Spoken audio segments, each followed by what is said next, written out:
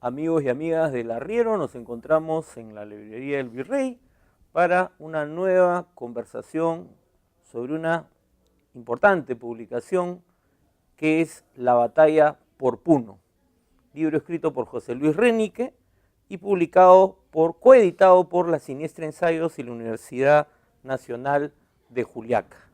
José Luis Renique, bienvenido. Gracias, Javier. Un placer estar contigo nuevamente. José Luis, nos volvemos a encontrar acá en el Virrey, esta vez para comentar un libro que vuelve a ser publicado, es una segunda edición. Efectivamente.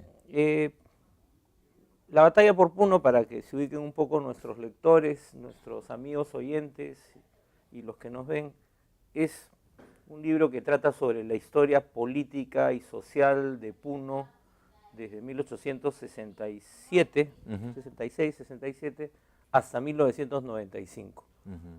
José Luis, primero, ¿por qué estudiar la historia política y social de Puno y la historia de las ideas en torno a Puno? Y después me cuentas por qué una segunda edición. Bueno, este libro es el producto de circunstancias excepcionales, ¿no? Creo que a quienes estábamos intentando estudiar historia hacia inicios de los 80, historia del siglo XX, se nos rompió el marco referencial, o se amplió, si quieres ponerlo de otra manera más positiva, a raíz de la violencia y el conflicto interno. Y súbitamente en proyectos que estaban dominados por la continuidad, por reconstrucciones de una historia que venía produciéndose como parte del gran arco histórico republicano, sufren la directa intromisión de esta violencia, que nos descubre otro ritmo de la historia republicana que andaba medio enterrado, que lo conocíamos por los libros, que eran los espasmos o ciclos espasmódicos que venían del campo y que quebraban el marco de la institucionalidad de una manera inesperada, ¿no?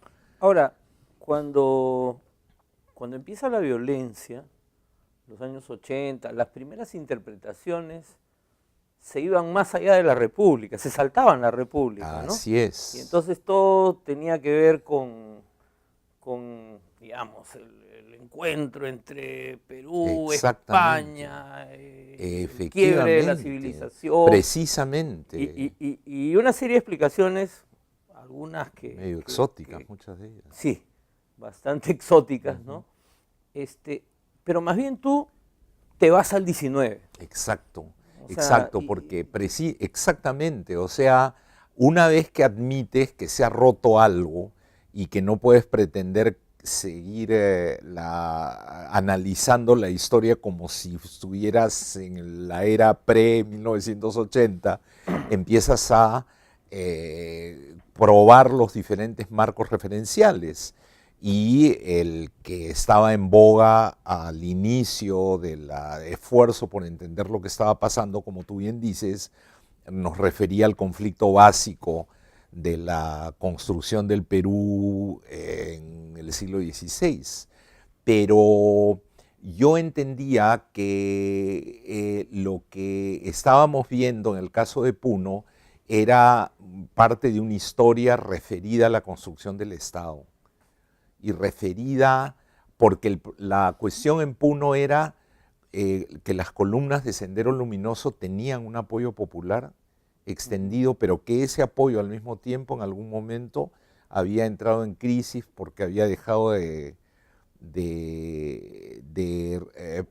porque Sendero había dejado de responder a las expectativas de la base social que esperaba conquistar, y esas expectativas en ese momento en particular estaban referidas a la tierra. Entonces, cuando tú empiezas a escribir sobre Puno, Ujú. ¿no?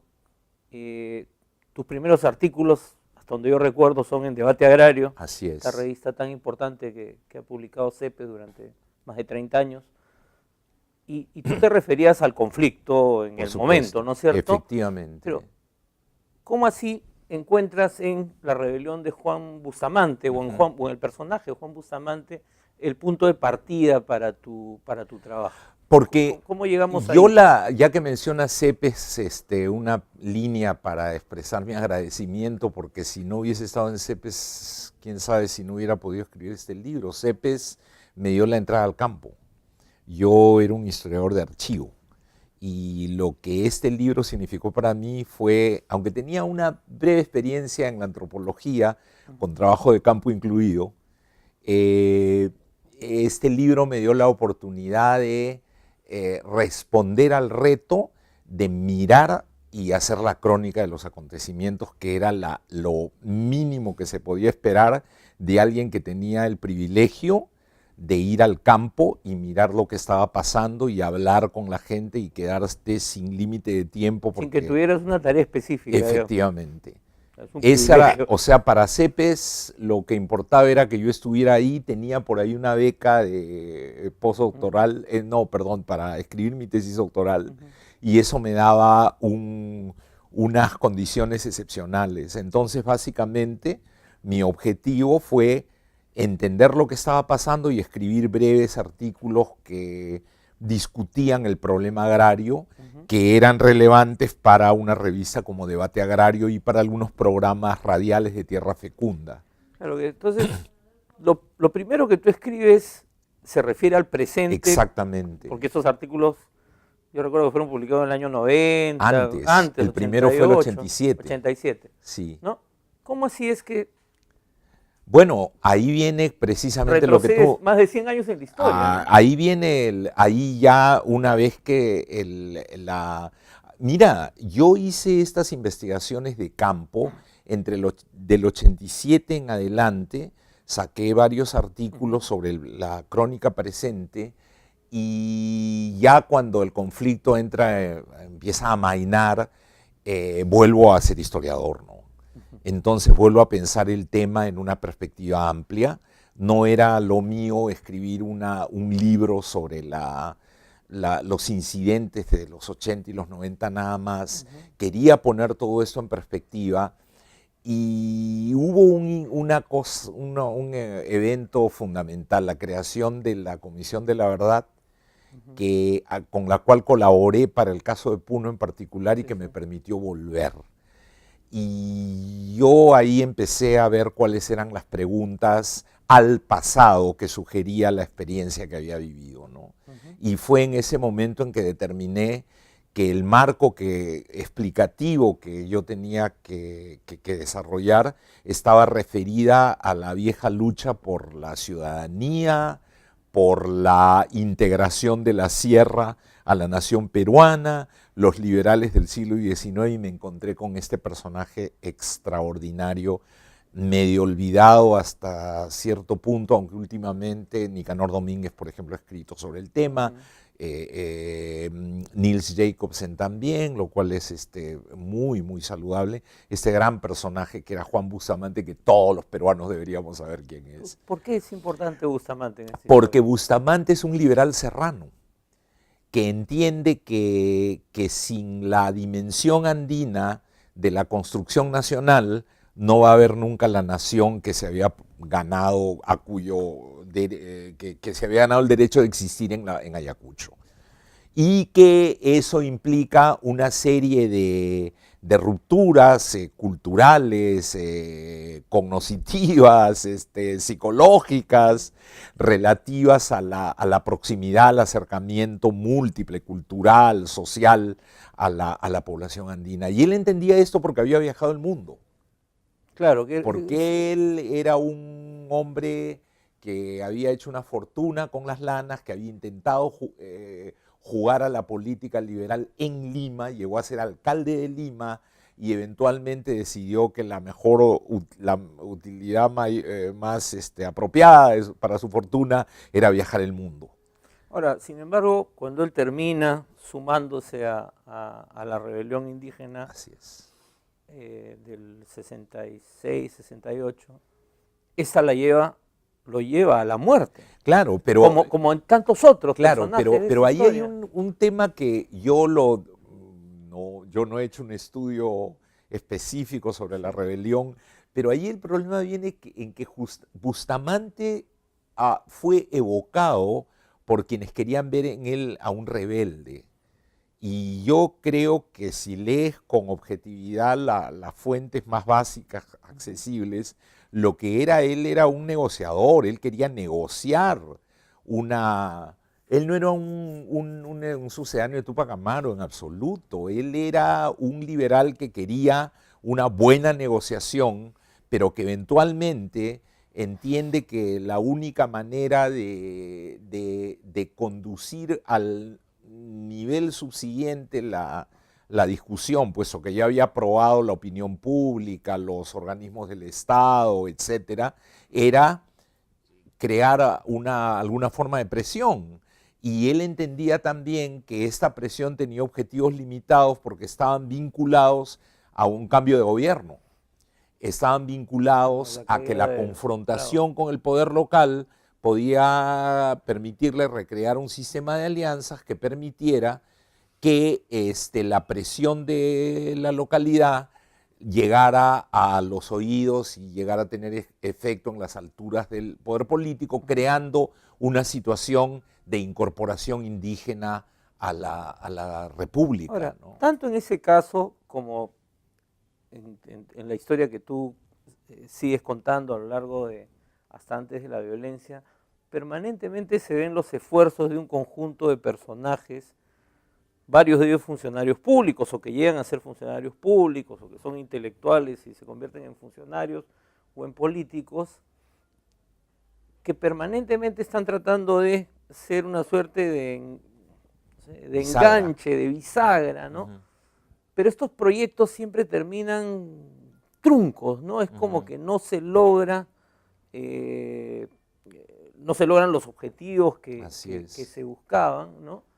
Pero sin embargo rompe con algo que es como una idea que hay en Lima, no es que es la realidad, y es que como que las regiones han estado por su cuenta y el Estado no, como que no ha existido. Así Y lo es. que uno ve es que existía Estado y que la gente, como Así tú dices, es. trataba de ser Ujú. ciudadana. Precisamente cuando yo me voy a Bustamante, estoy buscando, encuentro un drama paradigmático para empezar a discutir esta dinámica que tú acabas de describir en contraposición a un tipo de historia regional un poquito chauvinista, con todos sus méritos, no quiero sonar despreciativo en absoluto, que había venido siendo producida por intelectuales de la región surandina. O en todo caso, quizás sea injusto decir chauvinista, una historia centrada en los esfuerzos de la región, pero que no se planteaba lo que yo quería hacer, que era mirar la historia de la República desde Puno. O sea, de alguna manera, aunque suene un poquito teorizante, no lo veía en estos términos en ese momento, pero es un lenguaje legítimo al que puedo apelar en este momento, yo quería descentrar el discurso nacional, ¿no? Y un poco decir, si tú haces historia de Puno, no tienes por qué encajonar a Puno en una dinámica propia, en que terminas hablando del efecto mítico del lago, de las historias ancestrales. Tienes que verla, puedes ver esta historia como parte del Perú y más bien situarte en Puno como una zona de frontera para ver la historia del Perú. Y fue ahí donde, por eso el valor de encontrarme con Bustamante, porque me dio la pista para ir buscando esta bisagra, esta interacción de la que tú mencionas y que es algo que, como bien dices, no ha sido plenamente reconocido como perspectiva, como punto de vista, ¿no? Ahora, esta larga historia que tú narras, tu libro tiene una característica que los amigos que lo lean lo van a sentir, ¿no? y es que tenemos dos capítulos iniciales que son hasta densos, diría yo, ¿no? De historia de las ideas, política, todo lo que estamos hablando. Pero luego pasamos al cronista, ¿no? Claro, y por momentos uno puede decir, podrían ser dos libros en uno, o uno podría empezar a leer tu libro a partir del momento de la violencia y luego ir hacia atrás. Así es. Estoy proponiendo una nueva manera de leer, así como las Rayuela, mitológicas de Levi Strauss o Rayuela. Rayuela, ¿no? Que podías empezar en un determinado capítulo. Sí. ¿No? Y Alberto Vergara, que es autor del prólogo, lo dice, ¿no? O sea, te señala como un cronista. Yo me acuerdo de un amigo común, Víctor Caballero, decía, me lo encontré en la presentación de tu anterior libro, y él me decía, vengo a escuchar a nuestro Guamampoma, ¿no? O sea, el que escribe nuestra historia, digamos, ¿no? Esta manera de abordar no había otra manera para entrar al tema, ¿crees tú? En ese momento, claro, cada libro refleja un momento de tu maduración, ¿no? Probablemente hoy día hubiese encontrado una manera un poco más sofisticada de resolver el asunto, o simplemente hubiera hecho 2 libros. De hecho, yo recuerdo que Nelson Manrique me dijo, aquí tienes 2 libros.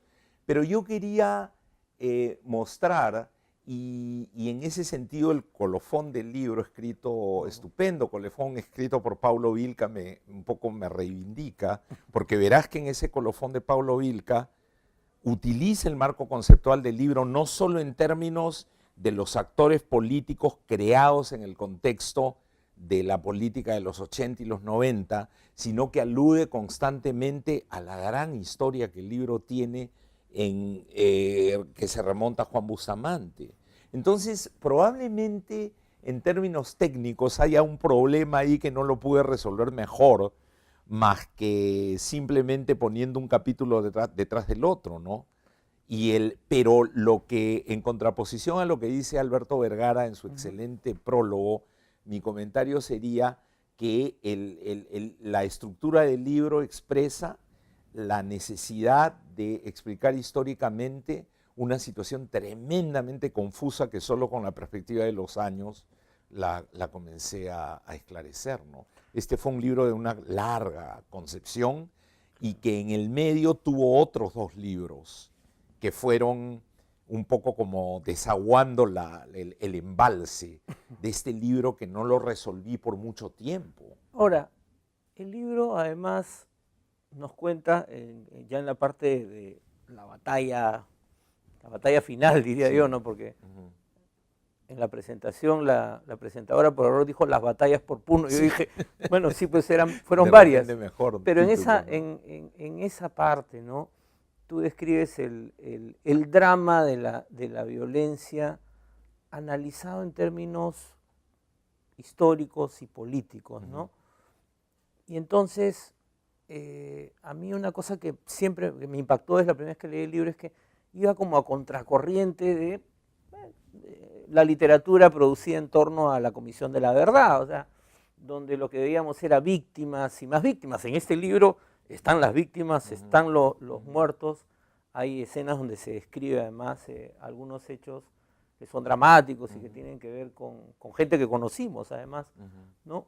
Pero entendida desde la agencia de los actores, ¿no?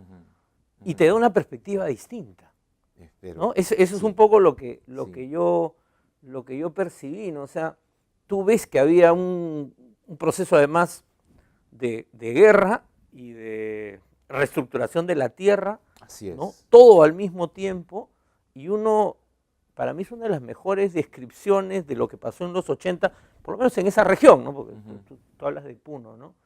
¿Por qué nos cuesta tanto hablar o escribir así sobre estos procesos, o por qué hemos caído tanto en presentarlo más bien solo como tragedia? Porque creo que las guerras te obligan a poner las cosas en blanco y negro, porque lo primero que tienes que hacer es ganarlas, ¿no? Entonces, demonizar al enemigo es casi una condición necesaria. El asunto está en cuánto tiempo te toma superar esa retórica de la guerra para entrar en el terreno de la comprensión. Y eso depende de una serie de factores, ¿no? Y aquí, en el caso peruano, todos los factores estaban prácticamente en contra, ¿no? Porque otro producto de la guerra fue el fujimorismo, y el fujimorismo propició una visión salvadora, una identidad salvadora de sí mismo que requería hasta hoy día requieren de demonizar al otro para justificar su existencia. En esa perspectiva, todavía hoy deslizan que los políticos, la nueva generación de políticos de izquierda que eran niños cuando fue el conflicto son terrucos, Pero ¿no? es como que estuviéramos atrapados en un remolino, ¿no? Bueno, ¿No? Es un remolino, nosotros ¿no? somos, el Perú es un país de larguísimas posguerras, ¿no? Las posguerras aquí duran más de lo necesario. Entonces ese es esa incapacidad para ver a Sendero como un actor político recuerda el lío que hubo porque no, un miembro, creo que fue Salomón Lerner, llamó Sofía partido político a Sendero y lo llamaron al Congreso para que explique, ¿no? Casi como que la idea era que estaba cometiendo algo así como apología del terrorismo. Entonces ha tomado mucho tiempo admitir que estos eran conflictos politizados desde la izquierda que incluían pacto,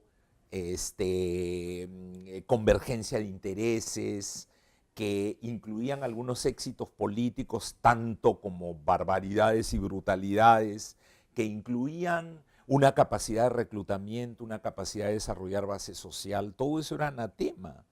Quien cruzaba esa línea era pasible de ser acusado de simpatías por Sendero Luminoso.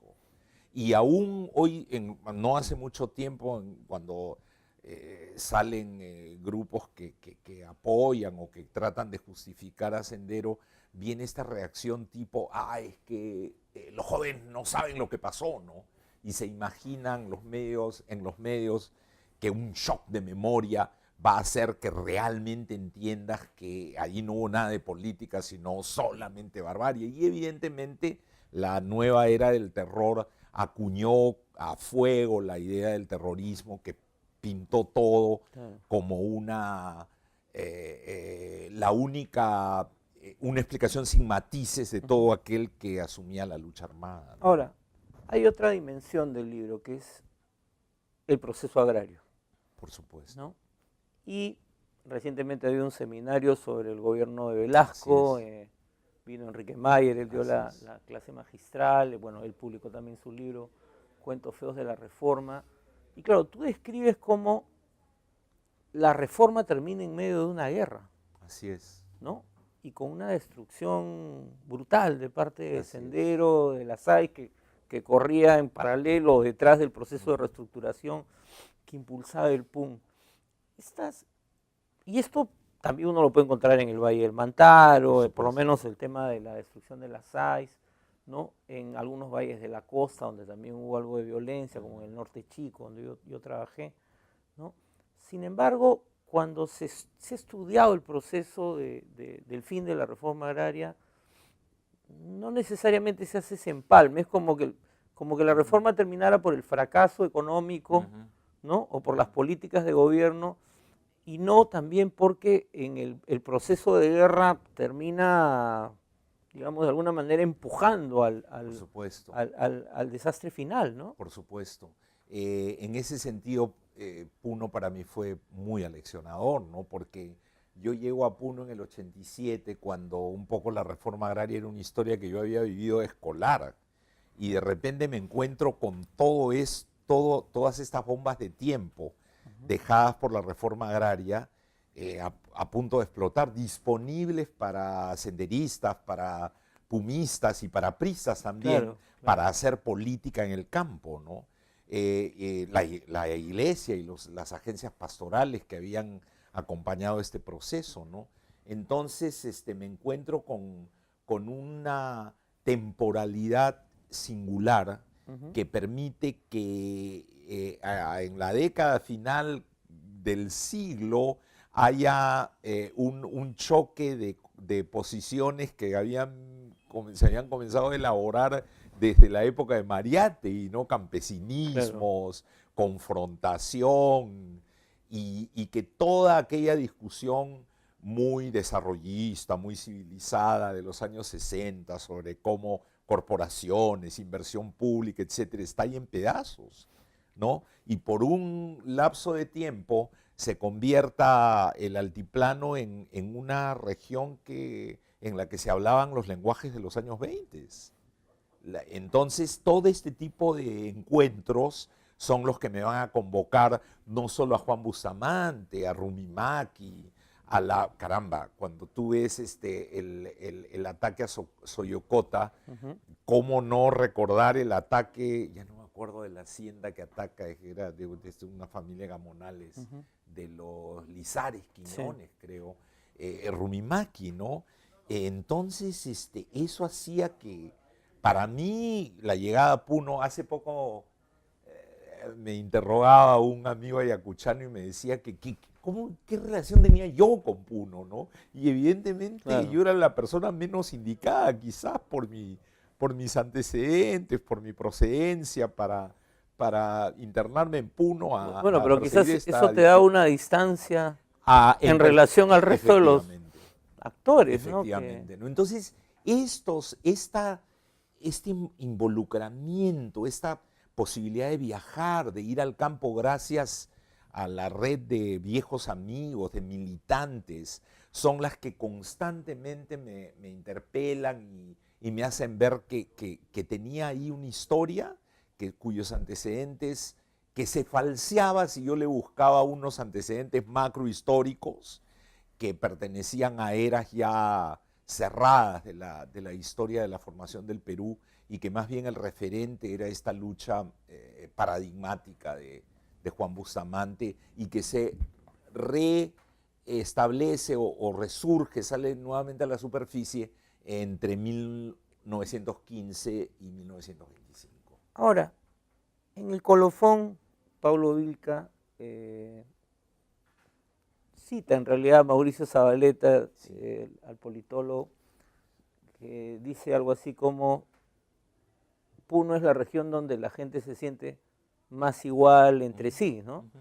Y tú citas también al final de tu texto a Juan Carlos Mala, que es un funcionario, claro, personaje que podría hacerse una biografía de él, ¿no? Un personaje impresionante.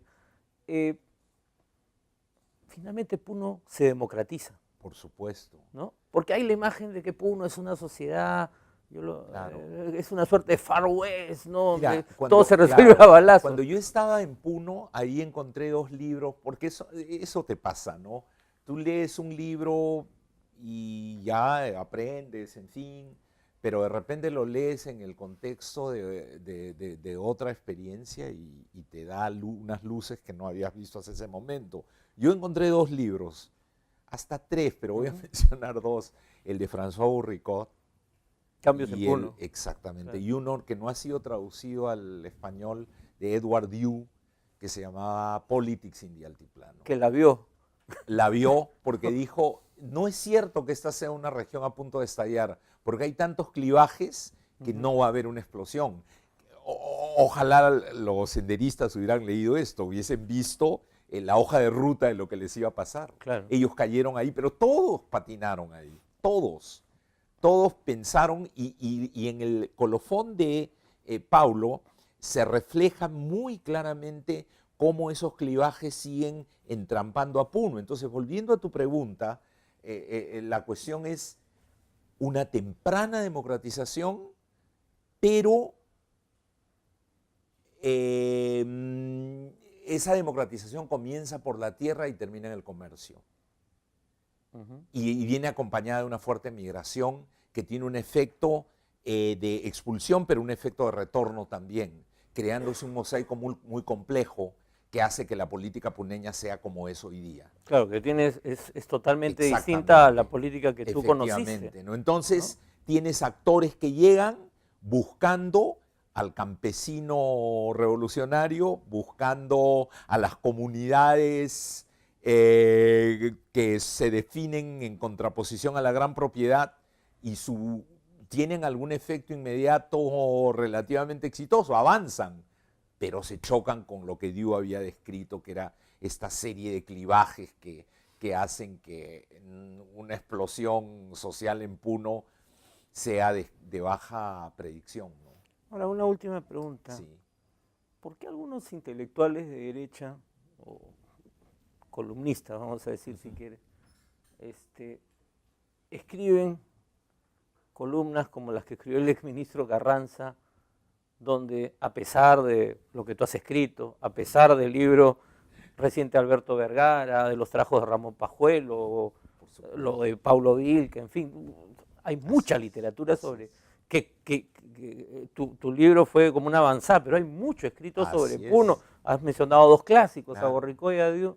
¿Por qué siguen remontándose a la colonia para explicar por qué Puno vota por la izquierda? Peor aún, sacan ejemplos de África. Claro, extrapolan. O de Italia meridional sí. para discutir Puno. Mira, yo tengo mi anécdota equivalente. En una reunión en Salamanca hace algunos años, organizada por Luis Pázara, estaba presente un conocido analista, un pollster, como se diría en inglés, que agrupaba a la población y tenía un nombre muy curioso para un sector: los que siguen esperando un Inca. Yo no sabía si alegrarme de que hubiera leído a Flores Galindo o repudiar su apelativo, ¿no?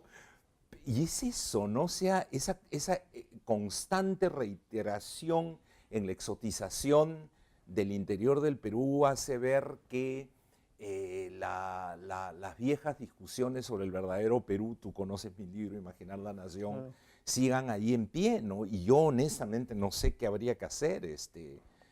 Vergara es bastante enérgico en su comentario sobre el artículo de Carranza y sí, me parece que es un buen final de esta entrevista, porque eso creo que probablemente nos sentamos a conversar en 5 años y desafortunadamente, a menos que haya una gran voluntad intelectual por cambiar las cosas, se seguirá hablando de Puno haciendo referencia al África, lo cual es penosísimo, ¿no?